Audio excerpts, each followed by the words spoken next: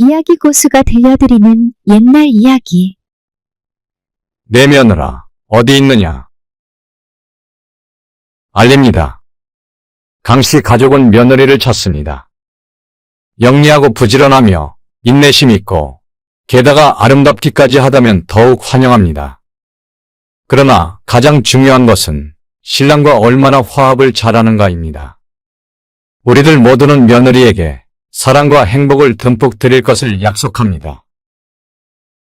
어느 날 부유한 양반 강대감 집에서 며느리를 공개 모집한다는 방을 써붙였습니다. 그 소문은 꼬리에 꼬리를 물고 퍼졌습니다. 자신 있는 처녀들이 자신의 가치를 증명하기 위해 고래등 같은 강대감 집으로 몰려들었습니다. 추리고 추려서 4명의 주요 경쟁자가 남았는데 다들 야무지고 한 인물들 했습니다. 며느리감 후보로 오른 4명의 처녀들이 자기소개를 펼쳤습니다. 저는 학식이 풍부한 훈장님의 딸입니다. 저 또한 책 읽기를 좋아하며 이름은 교순이라 합니다. 저는 손끝이 야물어 바늘과 실만 있으면 어떤 옷이든 어떤 무엇이든 잘 만드는 처녀, 옥이라 하옵니다.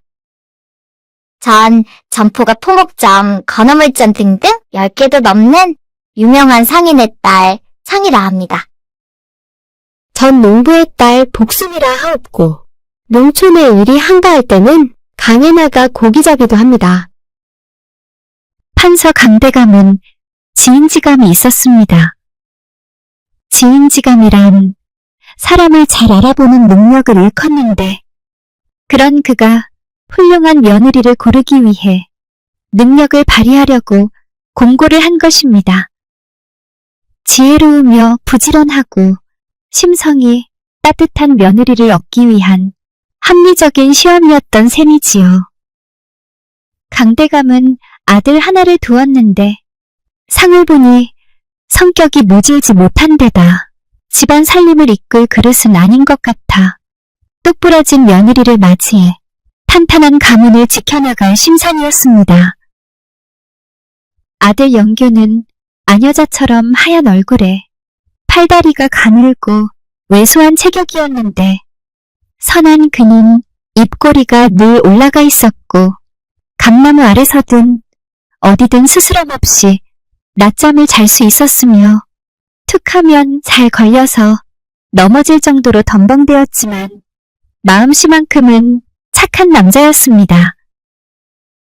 아버지 강대감은 영규가 혼이 날 나이가 되니 더 늦기 전에 어서 집안의 넓은 땅을 관리할 수 있는 적합한 후계자를 찾을 때가 바로 지금이라고 생각했습니다. 그래서 여러 명의 처녀들을 물색하여 선택의 폭을 넓혀 서로 겨루어 제일 우수한 며느리를 뽑겠다고 한 것이었습니다. 몇 년 전에 나라에서 왕비 간택 문제로 장안이 떠들썩한 일이 있었습니다. 마침 임금님께서 상처하여 왕비를 뽑으려고 전국에 방을 내렸던 이야기였습니다. 어느 집에 자매가 있었는데 하루는 언니가 산에 올라가는데 훨훨 날면서 산꼭대기에 오르는 꿈을 꾸었다고 하자 꿈 이야기를 들은 동생이 자신이 아끼던 은칠보 바늘쌈지를 주고 그 꿈을 사서는 왕비 후보자로 간택장에 나갔다고 했습니다. 그곳에 모인 신부 후보들 모두가 방석에 앉아 있는데 동생 처녀만 방석에 앉지 않아 왕이 까닭을 물으니 아버지 이름이 쓰인 방석이라 깔고 앉을 수 없다고 했답니다. 또한 세상에서 가장 좋은 꽃이 무엇이냐는 질문에 동생 처녀만 목화꽃이라고 대답했고 가장 높은 고개를 물으니 보릿고개라고 했고 가장 맛있는 것이 무엇이냐 물으니 단잠 꿀잠처럼 맛있게 잠을 잤다는 말이 있으니 잠이야말로 가장 맛있는 것이 아닌가요? 하고 대답한 동생 처녀가 결국 왕비로 뽑힌 이야기가 화제거리였습니다. 또 저 윗마을에 사는 부자 노인이 유명했지요. 그 노인이 며느리를 고르려고 시험을 봤는데 며느리 후보감을 데려온 후 산중에 집을 지어놓고 머슴 한 명과 여종 한 명만 데리고 쌀 한 대, 좁쌀 한 대로만 한 달을 살라고 했답니다. 며느리가 도저히 지낼 수 없어서 시댁에 돌아오니 며느리 자격이 없다며 친정으로 쫓아보냈고 두 번째 며느리는 겨우 죽만 끓여 먹었는데도 양식이 며칠 만에 바닥이나 턱없이 모자람으로 자격 없다고 또 쫓겨났습니다. 세 번째 며느리도 마찬가지로 가버리니 이젠 더 이상 딸을 주겠다는 사람이 없었습니다. 그래서 그 부자 노인은 이렇게 소문을 냈습니다. 어떤 집안이건 딸만 주면 내가 백마지기 땅을 주겠다. 그러자 한 처녀가 시집 가겠다고 나섰습니다. 이 처녀는 의외로 이 한 달치 식량을 머슴과 하녀와 자신이 실컷 배불리 먹었습니다. 그러고는 이렇게 말했답니다. 실컷 먹었으니 이제 일 좀 해볼까? 그녀는 머슴에게 나무를 해 장작바리로 만들어 장터에 내다 팔도록 했으며 여종에게는 마을로 내려가서 일거리를 구해오게 하여 며느리 자신이 직접 바느질, 빨래, 길쌈 등 노동을 스스로 했다는 것입니다. 여종에게는 나무를 뜯어다 팔게 하고 남의 집 일을 해주고 음식을 받아와서 식량 문제를 해결할 수 있었습니다. 그렇게 하니 얼마 안 가 그녀는 몇 달치의 식량을 비축할 수 있었습니다.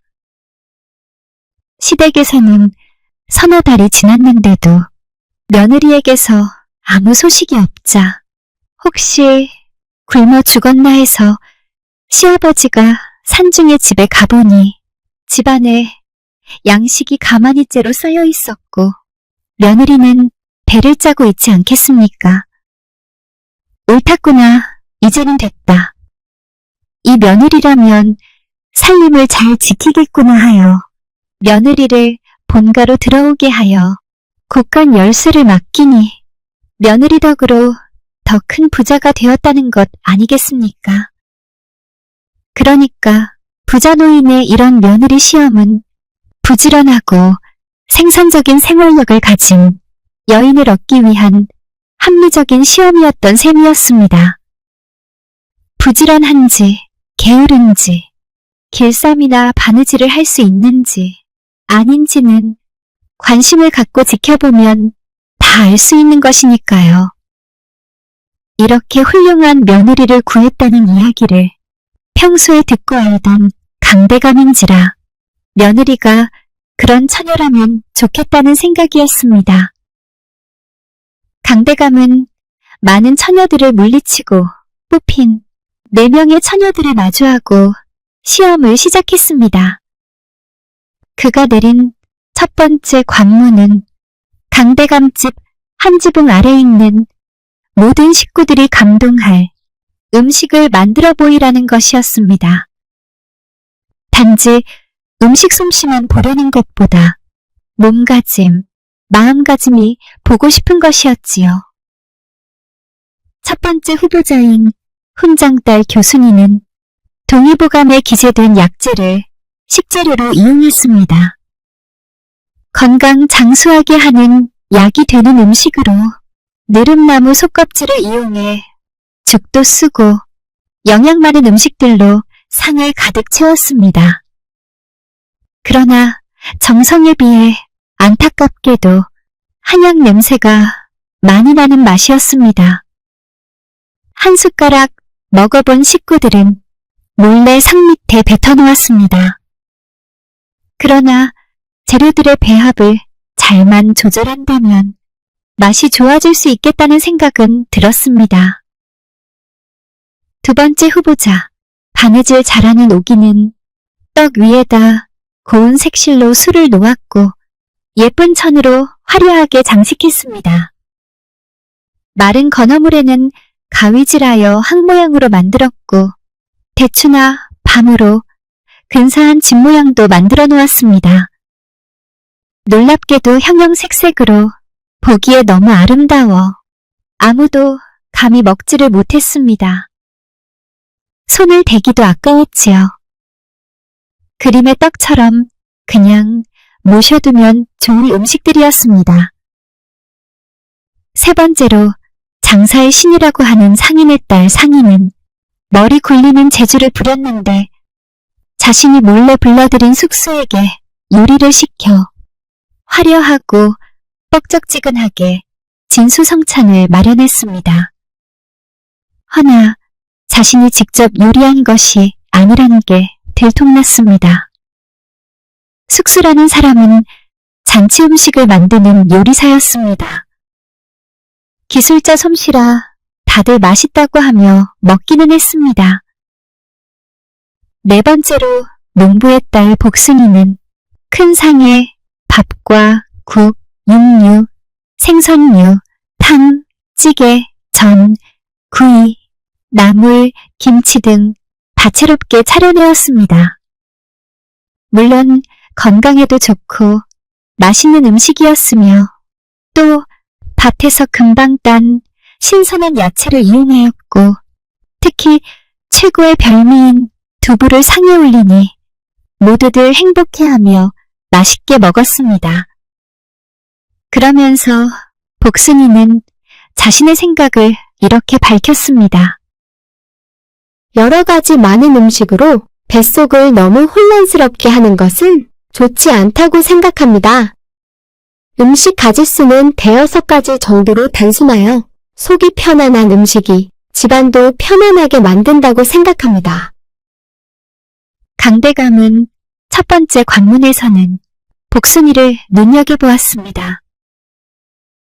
다음 두 번째 관문을 강대감이 말했습니다. 신랑이 될 내 아들과 하루 종일 같이 시간을 보내며 안전하고 행복하게 함께 집에 돌아오는 것이다. 첫 번째 후보 훈장딸 교순이는 영규와 너른 들판으로 나가 돗자리를 깔고 앉았습니다. 살랑살랑 부는 봄바람 속에서 교순이는 멋들어진 시를 낭송하며 들려주려고 했지만 영규는 지루했던지 내내 하품만 하다가 기어이 코를 골며 골아떨어졌지요.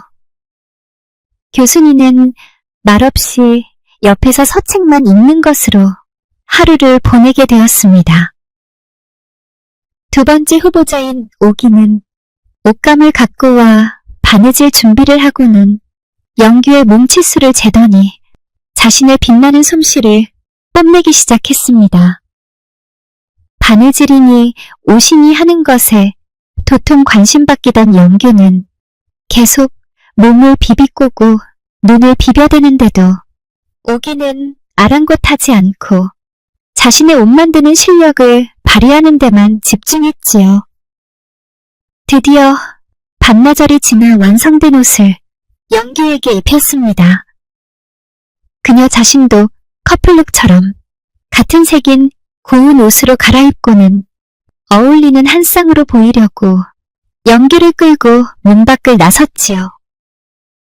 그러나 영규는 새 옷을 입고 나니 뭔가 불편하고 어색하고 갑갑해 마구 몸을 비틀고 꿈틀거리며 옷을 쥐어뜯다가 갑자기 눈앞에 날아가는 호랑나비를 보며 외쳤습니다.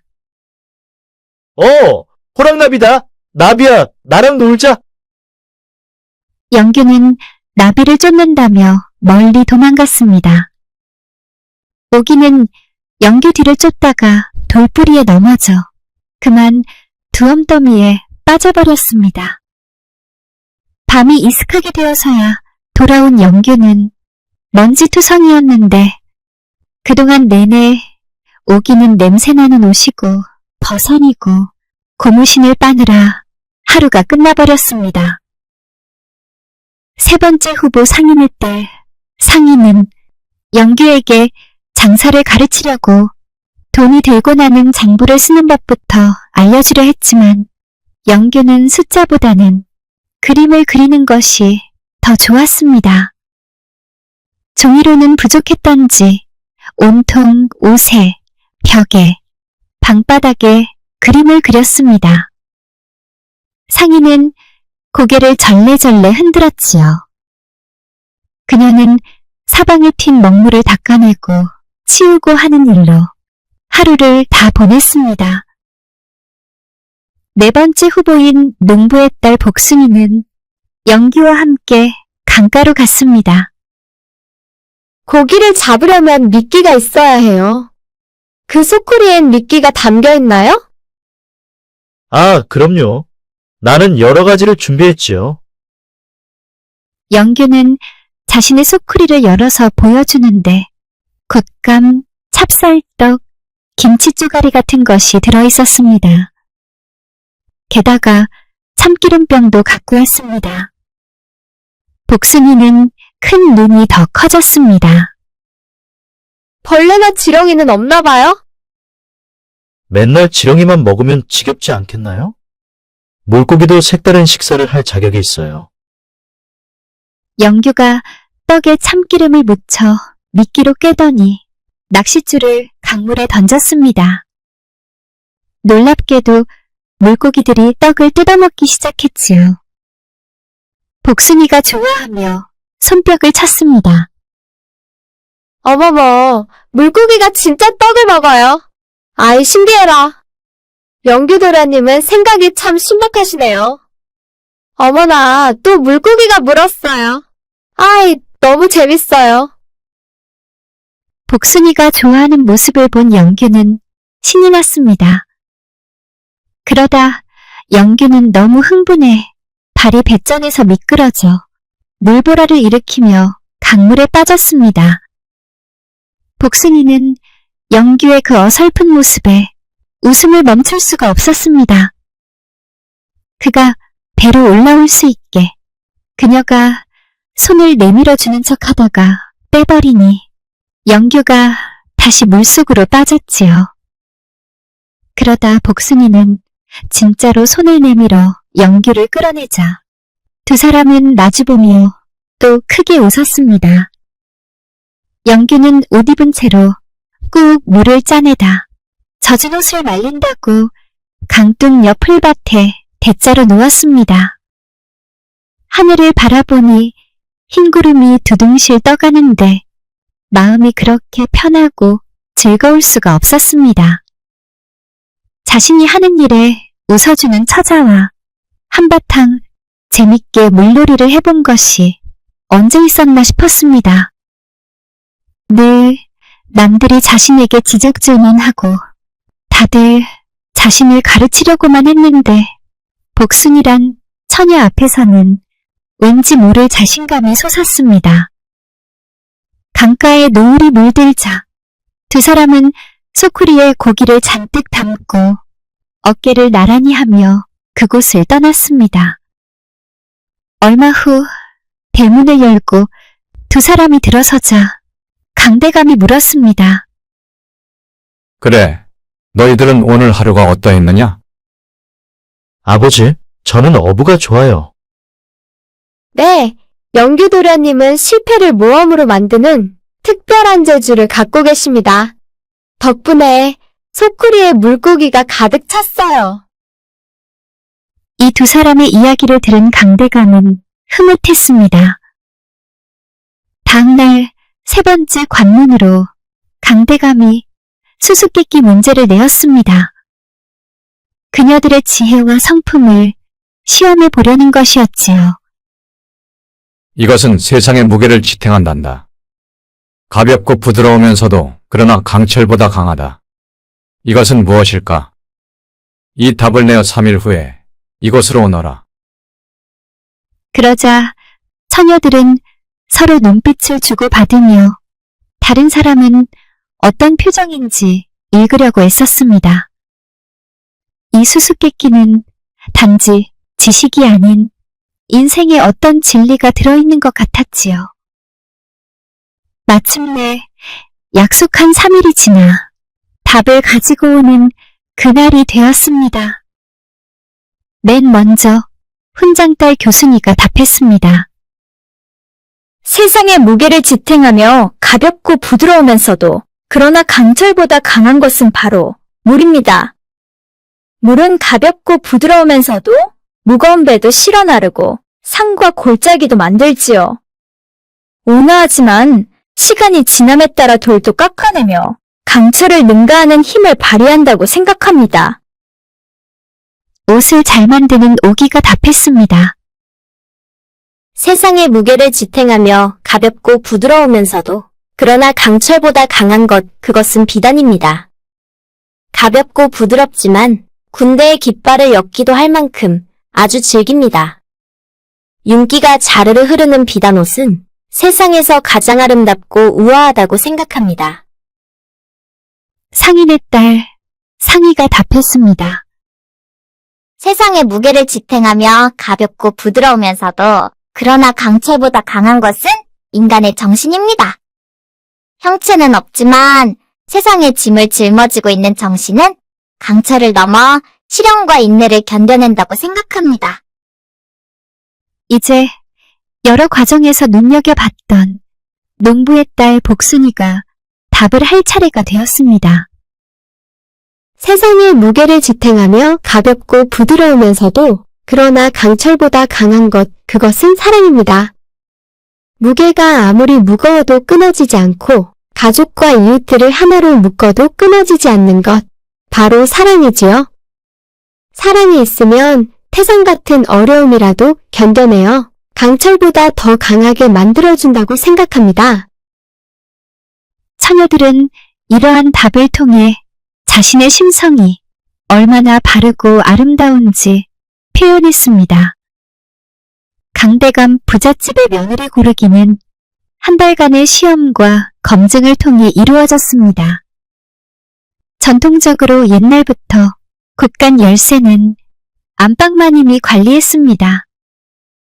아끼는 것은 버는 것만 못하니 재테크의 최고봉은 수입을 늘리는 것이며 특히 며느리는 큰 살림을 맡아야 하니 부잣집 며느리의 조건은 재산을 불리는 능력 또한 중요시하였습니다. 이런 어려운 일이 오로지 선비의 아내 몫으로만 맡겨지는 경우가 비일비재했는데 조선시대 선비들은 관직에 오를 때까지 공부만 하는 학생이었습니다. 그러니 아내들은 남편들이 공부에 몰두하도록 내조하며 짜임새 있는 살림을 해나가야 했지요. 드디어 시아버지가 며느리 후보들에게 마지막 관문으로 돈에 대한 질문을 던졌습니다. 만약 며느리로 선택된다면 우리 집안의 재산을 늘릴 방도를 한번 말해보아라. 훈장딸인 교순이가 답했습니다. 교육을 우선시하여 지식을 쌓아나가는 데 주력하고 훈장님을 모셔와 서당을 운영하며 많은 인재들을 키우겠습니다. 돈을 벌어들이는 것도 중요하나 돈을 잘 관리하여 낭비를 없게 하겠어요. 옷을 잘 만드는 오기가 답했습니다. 저는 옷을 만드는 일을 좋아하다 보니 옷감을 자르고 찢을 때 나오는 자투리 천조각 하나도 버리기 아깝습니다. 그래서 자투리천을 서로 이어붙여 조각보를 만드는데 복을 잇는다는 마음으로 정성을 다합니다. 천을 복으로 보는 것이지요. 그 자르고 찢은 옷감, 즉 복을 다시 이어 붙임으로써 복을 받고 잘 살기 위해 조각보를 만듭니다. 이 많은 조각보들의 쓰임새는 책보, 옷보, 이불보, 패물보, 혼수보, 예단보, 상보 등 이름만큼이나 다양하답니다. 그래서 이런 것들을 통해서 저는 집안의 복을 불러들이는 일을 꾸준히 이어가려고 합니다. 상인의 딸 상희가 답했습니다. 저는 집안에 있는 모든 사람들이 평화로운 삶이 되도록 노력하겠습니다. 부모님과 조상님께 효도함은 물론이고 비록 아랫사람들일지라도 합리적이면서 공정하게 대하며 검소하고 부지런한 생활을 실천하는 가운데 살림살이는 더욱 풍요롭게 될 것입니다. 마지막으로 농부의 딸 복순이가 답했습니다.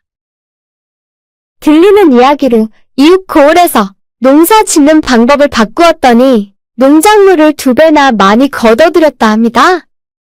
모를 한 곳에 심었다가 싹이 자라면 논에 옮기고 밭농사에서는 평평한 땅에 고랑을 만들어 작물을 심으니 바람에 피해를 크게 줄여 더 많은 수확을 올릴 수 있었다고 들었습니다.